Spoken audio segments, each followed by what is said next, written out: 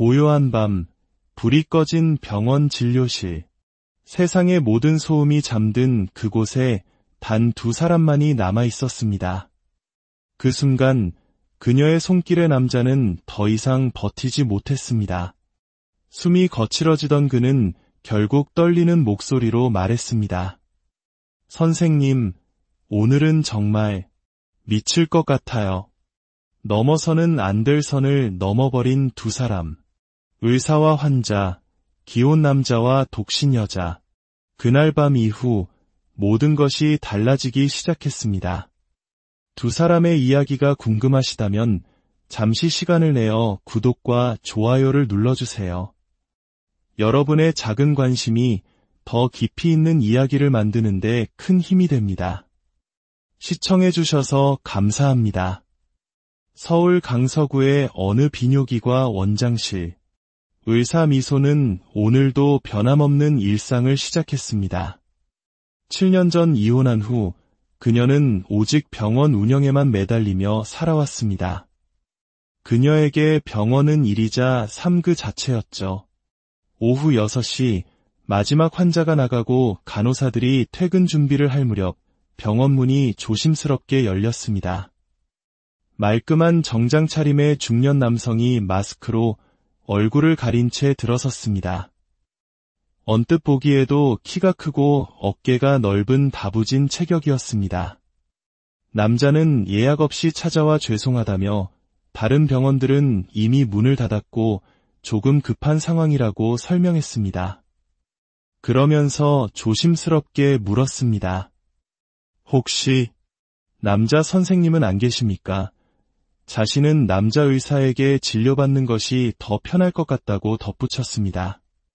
미소는 이런 반응에 익숙했습니다.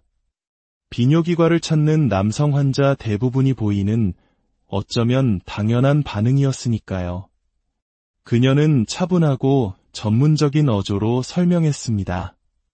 제가 이 병원의 원장이자 전문의입니다. 진료에는 전혀 문제가 없으니 급하시다면 제가 봐드릴 수 있습니다. 남자는 잠시 망설이다가 마지못해 고개를 끄덕였습니다. 진료실로 들어온 남자는 의자에 앉아서도 마스크를 벗지 않았습니다. 미소가 어떤 증상으로 오셨는지 묻자 그는 한참을 머뭇거리다 작은 목소리로 대답했습니다. 최근 기능적인 문제가 생겨 아내와의 관계가 어려워졌다는 것이었습니다. 40대 중반을 넘은 남성에게 충분히 있을 수 있는 일이었습니다. 미소는 몇 가지 기본적인 질문을 이어갔습니다. 증상이 언제부터 시작되었는지, 직업은 무엇인지, 평소 생활 습관은 어떤지 등을 물었습니다. 남자는 약 6개월 전부터 증상이 나타났으며 건설회사에서 일하며 현장 스트레스가 심하다고 답했습니다. 미소가 평소 운동이나 건강관리에 대해 묻자 남자는 이렇게 대답했습니다. 고등학교 때 운동부 출신이라 나이가 들어서도 꾸준히 운동은 하고 있습니다. 주말마다 헬스장에 가고 가끔 달리기도 합니다. 그의 대답을 듣는 순간 미소의 머릿속에 무언가 스쳐 지나갔습니다. 그럼 간단한 검사부터 시작하겠습니다. 마스크를 벗으시고 침대로 이동해 주시죠. 남자가 마스크를 벗는 순간 미소는 낯익은 느낌을 받았습니다. 어디선가 본 듯한 얼굴. 하지만 20년이 넘는 세월이 흘러 당시와는 많이 달라진 모습이라 확신할 수는 없었습니다. 그런데 방금 전 그가 했던 말이 계속해서 머릿속을 맴돌았습니다. 고등학교 때 운동부 출신. 그 순간 미소의 마음속 깊은 곳에서 잊고 있던 하나의 이름이 떠올랐습니다. 설마 이준혁. 미소는 애써 침착함을 유지하며 책상으로 돌아가 오늘 접수된 환자 명단을 다시 확인했습니다. 마지막에 추가로 기록된 이름이 눈에 들어왔습니다. 이준혁, 1980년생. 미소의 심장이 빠르게 뛰기 시작했습니다. 생년월일까지 확인하자 모든 것이 확실해졌습니다. 고등학교 동창생. 큰 키와 잘생긴 외모로 여학생들에게 인기가 많았지만 공부 잘하는 모범생들을 유독 괴롭히기로 악명 높았던 바로 그 이준혁이 맞았습니다. 복도에서 일부러 어깨를 부딪히며 지나가던 모습, 급식 시간에 자리를 빼앗으며 비웃던 얼굴, 친구들 앞에서 공부벌레라고 놀리던 목소리까지 잊고 있던 모든 기억이 한순간에 생생하게 되살아났습니다. 그때의 미소는 반에서 1등을 놓쳐본 적 없는 모범생이었지만 준혁 앞에서만은 항상 주눅 들어야 했습니다. 하지만 지금 상황은 180도 달라져 있었습니다. 과거 자신을 그토록 괴롭혔던 운동부 에이스가 이제는 자신의 눈앞에서 남성으로서의 가장 큰 고민을 털어놓으며 도움을 구하고 있었으니까요. 준혁은 아직 미소를 알아보지 못하는 듯했습니다. 세월이 흘렀고 하얀 의사가운을 입은 지금의 모습이 과거의 그 여린 학생과 연결되지 않는 모양이었습니다. 복수하고 싶은 마음, 의사로서의 직업윤리, 그리고 이 상황이 주는 묘한 우월감까지 복잡한 감정이 뒤섞여 미소에게 기묘한 만족감을 안겨주었습니다. 미소는 심호흡으로 마음을 진정시키고 다시 전문의의 모습으로 돌아왔습니다. 먼저 기본적인 촉진 검사를 시작하겠습니다. 미소는 의료용 장갑을 끼며 차분하게 말했습니다. 수많은 환자를 진료해온 그녀였지만 이번만큼은 기분이 사뭇 달랐습니다.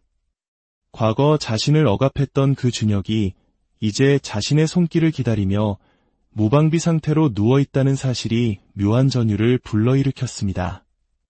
미소가 검사를 위해 손을 뻗는 순간 예상치 못한 일이 벌어졌습니다. 준혁의 몸이 즉각적으로 반응하기 시작한 것이었습니다. 그의 얼굴이 순식간에 붉게 달아올랐고 호흡이 가빠지기 시작했습니다. 죄송합니다. 왜 이러는지 모르겠네요. 준혁이 당황한 목소리로 중얼거렸습니다. 아내 앞에서는 전혀 반응하지 않던 몸이 낯선 여의사의 손길에는 이렇게 즉각적으로 반응하다니 그 자신도 이해할 수 없는 상황이었습니다. 미소는 속으로 놀라면서도 묘한 감정을 느꼈습니다. 기능 장애라더니 이런 반응을 보이다니.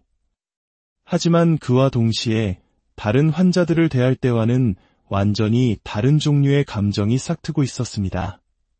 바로 지금 이 순간 자신이 완전한 주도권을 쥐고 있다는 사실이 그녀에게 새로운 종류의 흥분을 안겨주었습니다.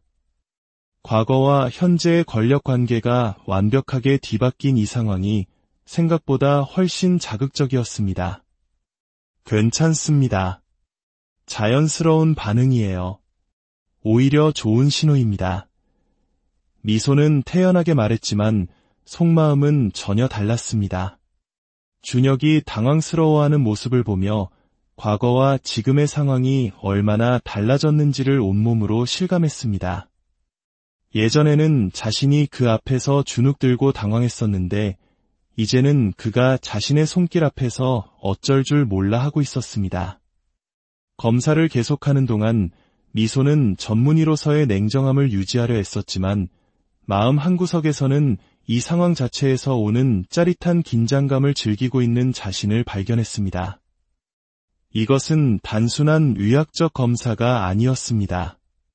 뒤바뀐 권력 관계 속에서 벌어지는 은밀한 심리전과도 같았습니다. 준혁의 몸은 점점 더 강하게 반응했습니다.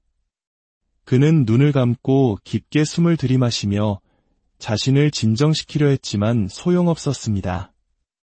오히려 미소의 전문적이면서도 부드러운 손길이 그를 더욱 혼란스럽게 만들 뿐이었습니다. 선생님, 정말 이상하네요. 집에서는 전혀 반응이 없어 난감했는데. 준혁이 떨리는 목소리로 말했습니다. 그의 목소리에는 당황함과 동시에 자신이 완전히 망가진 것은 아니라는 희미한 안도감이 섞여 있었습니다. 미소는 그의 말을 들으며 복잡한 감정에 휩싸였습니다. 아내와의 관계에서는 문제가 있다면서 자신에게는 이렇게 즉각적으로 반응하다니. 이 상황이 그녀에게는 예상치 못한 승리감과 만족감을 주고 있었습니다. 심리적인 요인이 클 것 같습니다. 스트레스나 긴장감이 해소되면 자연스럽게 좋아질 수 있습니다. 미소는 전문의답게 설명했지만 단순한 복수심으로 시작되었던 감정이 점점 다른 종류의 감정으로 변하고 있다는 것을 느끼고 있었습니다. 검사를 마치고 미소가 장갑을 벗으며 말했습니다. 검사 결과 신체적으로 특별한 이상은 없어 보입니다. 준혁은 안도의 한숨을 쉬며 옷을 다시 입기 시작했습니다. 그때 그가 조심스럽게 물었습니다. 그런데 선생님, 혹시 예전에 어디서 만난 적이 있나요? 자꾸 낯이 익은 느낌이 들어서요. 미소의 심장이 다시 빠르게 뛰기 시작했습니다. 하지만 그녀는 침착함을 잃지 않았습니다. 글쎄요, 기억나지 않는데요. 아마 착각이실 겁니다. 아직 자신의 정체를 밝힐 때가 아니라고 생각했습니다. 이 미묘한 우위의 게임을 좀 더 지속하고 싶었습니다. 아, 그렇군요. 죄송합니다. 준혁은 고개를 끄덕였지만 여전히 의심의 눈초리로 미소를 바라보고 있었습니다. 일주일 후에 다시 오시겠어요? 경과를 지켜봐야 할 것 같습니다. 사실 의학적으로 재진의 필요성은 크지 않았지만 그녀는 이 관계를, 이 상황을 더 연장하고 싶었습니다. 네. 다시 시간 내서 오겠습니다. 감사합니다. 준혁이 일어서며 인사했습니다. 미소는 그가 나가는 뒷모습을 바라보며 마음속으로 중얼거렸습니다. 우리 다시 만났네, 이준혁. 그런데 이번에는 내가 주도권을 쥐고 있어. 일주일 후 약속한 시간에 준혁이 다시 병원을 찾았습니다. 지난번보다 조금은 편안해 보였지만 여전히 긴장한 기색이 역력했습니다. 지난주보다 좀 어떠세요? 미소의 질문에 준혁은 솔직하게 대답했습니다. 집에서는 여전히 별다른 변화가 없는데 이상하게 지난주에 선생님 손길에만 반응했던 게 자꾸 생각나더라고요. 자신에게만 반응한다는 사실을 일주일 내내 생각하고 있었다는 말. 그 사실이 미소에게는 묘한 긴장감과 함께 예상치 못한 쾌감을 안겨주었습니다. 오늘도 검사가 필요할까요? 준혁이 조심스럽게 물었습니다. 그의 목소리에는 은근한 기대감이 섞여 있었습니다. 미소는 그 미묘한 변화를 놓치지 않았습니다. 네, 물론이죠. 정확한 경과 확인이 필요합니다.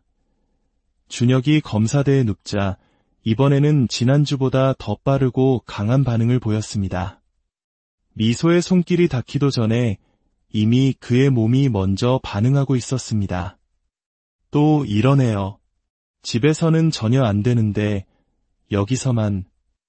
준혁이 당황스러워하며 중얼거렸습니다. 미소는 그런 그를 바라보며 복잡한 감정을 느꼈습니다. 처음의 복수심은 이제 그가 보이는 연약하고 의존적인 모습에 대한 새로운 종류의 흥미로 변해가고 있었습니다.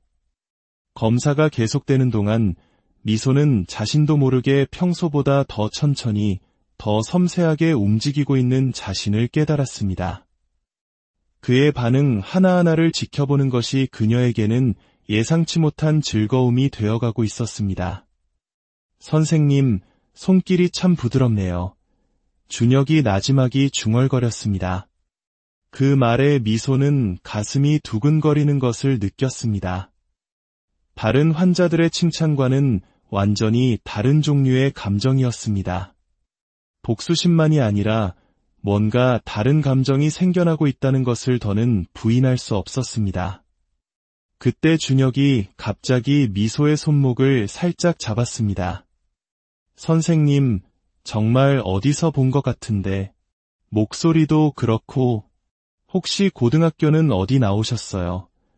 준혁의 눈빛에는 의심이 확신으로 변해가고 있었습니다. 미소는 이 순간이 위험하다는 것을 알면서도 동시에 그가 자신을 기억해내려 애쓰는 모습이 싫지 않았습니다. 아니에요. 저는 다른 지역 출신입니다. 미소는 아직 이 게임을 끝내고 싶지 않았습니다. 그 후로 두 사람 사이에는 단순한 의사와 환자의 관계를 넘어서는 미묘한 긴장감이 흘렀습니다. 준혁은 일주일에 한 번씩 꼬박꼬박 병원을 찾았고 매번 비슷한 검사와 같은 반응이 반복되었습니다. 하지만 반복될수록 둘 사이의 감정적 교류는 더욱 깊어지고 강렬해졌습니다. 어느 날 저녁, 마지막 환자로 온 준혁은 평소와 달리 표정이 어두웠습니다. 집에서 좀 문제가 있었습니다. 아내가 제 상태를 의심하는 것 같아요. 자신이 병원에 너무 자주 오는 것, 그리고 집에서는 여전히 문제가 해결되지 않는다는 점 때문에 아내가 이상하게 여긴다는 것이었습니다. 그의 고백을 들으며 미소는 죄책감과 동시에 묘한 우월감을 느꼈습니다. 그의 아내가 해결하지 못하는 문제를 오직 자신만이 해결할 수 있다는 사실이 주는 특별한 만족감이었습니다. 그날의 검사는 그 어느 때보다 강렬했습니다. 선생님, 이상해요. 왜 선생님 손에만 이렇게 반응하는 걸까요? 준혁의 떨리는 목소리에 미소는 이제 자신이 이 상황을 단순히 즐기는 것을 넘어 예상치 못한 흥분을 느끼고 있다는 것을 인정해야 했습니다. 그때였습니다. 준혁이 미소의 손을 잡으며 말했습니다. 선생님, 혹시 선생님도 저에 대해서... 그 순간 진료실 밖에서 소란스러운 소리가 들려왔습니다. 간호사가 누군가를 말리는 소리였습니다. 지금 진료 중이셔서 들어가시면 안 됩니다. 제 남편 맞다니까요. 차가 밖에 있는 걸 봤어요. 확인만 하게 해주세요. 미처 막을 틈도 없이 진료실 문이 벌컥 열렸습니다. 문 앞에는 30대 후반으로 보이는 날카로운 인상의 여성이 서 있었습니다. 준혁의 아내였습니다. 그녀는 남편이 여의사의 손을 잡고 있는 모습, 그리고 그의 신체적 반응을 목격한 순간 얼굴이 창백하게 굳어졌습니다. 이게 지금 무슨 상황이에요? 아내의 날카로운 목소리에 진료실의 공기는 순식간에 얼어붙었습니다. 복수로 시작된 은밀한 게임은 이제 파국이라는 전혀 다른 국면을 맞이하고 있었습니다. 아수라장이었습니다. 준혁은 당황하며 아내를 진정시키려 했지만 상황은 걷잡을 수 없이 악화되었습니다. 결국 부부는 큰 소리로 다투며 병원을 나갔고 텅 빈 진료실에 홀로 남은 미소는 복잡한 감정에 휩싸였습니다. 죄책감, 당황함, 그리고 모든 것이 끝나버렸다는 사실에 대한 묘한 아쉬움까지. 그녀는 자신이 준혁에게 느끼는 감정이 단순한 복수심을 완전히 넘어섰다는 것을, 그리고 그에게 위험한 감정을 품게 되었다는 것을 더 이상 부인할 수 없었습니다. 그 사건 이후 일주일이 지났지만 준혁은 나타나지 않았습니다. 이대로 끝이라고 생각하며 마음을 다잡던 금요일 저녁, 모든 직원이 퇴근한 후 홀로 병원에 남아있던 미소에게 문자 한 통이 도착했습니다. 준혁이었습니다. 정말 죄송합니다. 마지막으로 한 번만 만나서 정리하고 싶습니다. 미소는 한참을 망설였습니다. 이미 선을 넘었고 더 깊어지면 안 된다는 것을 이성은 알고 있었습니다. 하지만 마음은 다른 답을 원하고 있었습니다. 결국 그녀는 지금 병원에 있어요라고 답장을 보냈습니다. 30분 후 초췌한 모습의 준혁이 병원에 나타났습니다. 정말 죄송합니다. 아내 때문에 선생님께 피해를 드려서. 괜찮아요. 그럴 수 있죠. 준혁은 힘없이 말했습니다.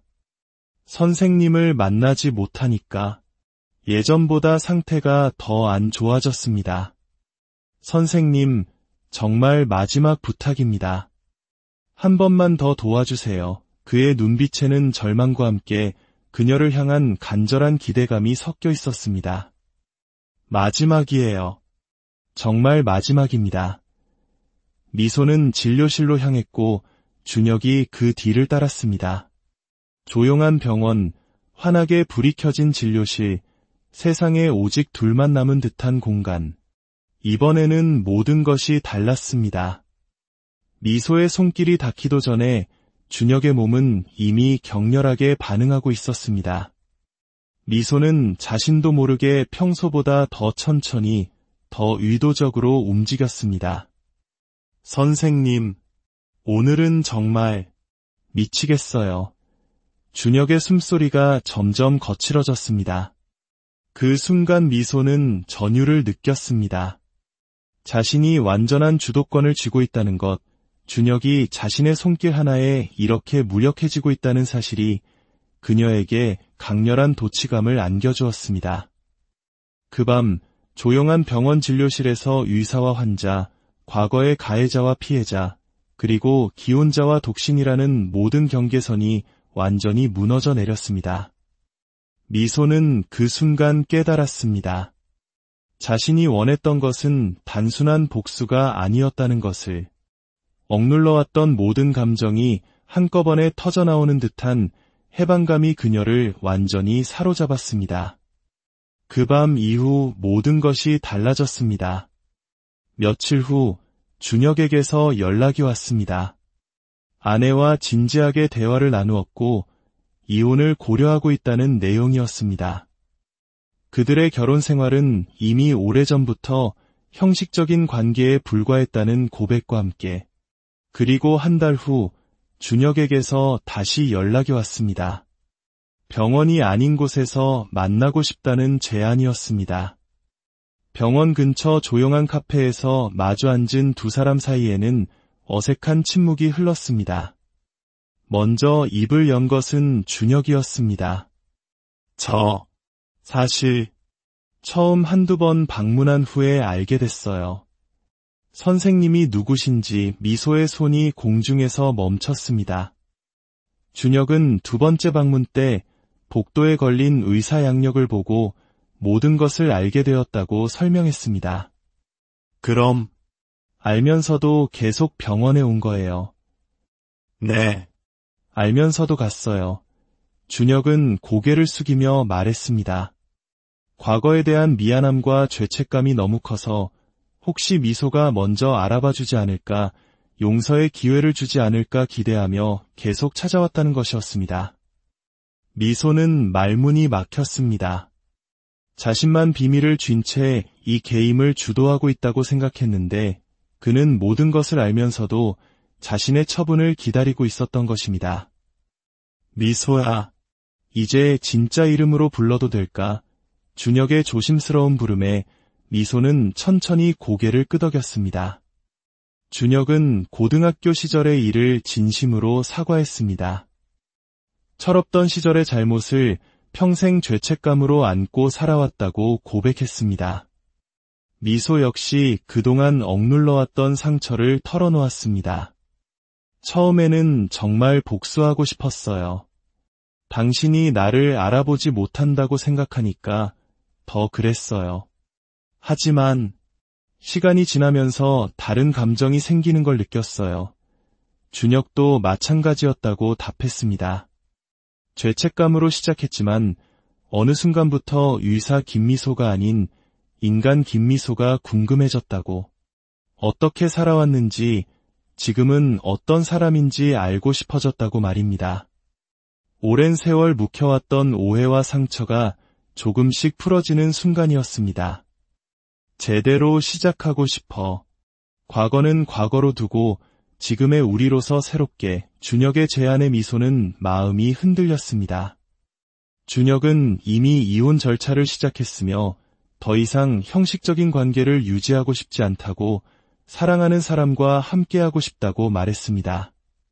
복수로 시작된 만남은 이제 새로운 시작의 가능성을 품고 있었습니다. 그 후 두 사람은 연인이 되었습니다.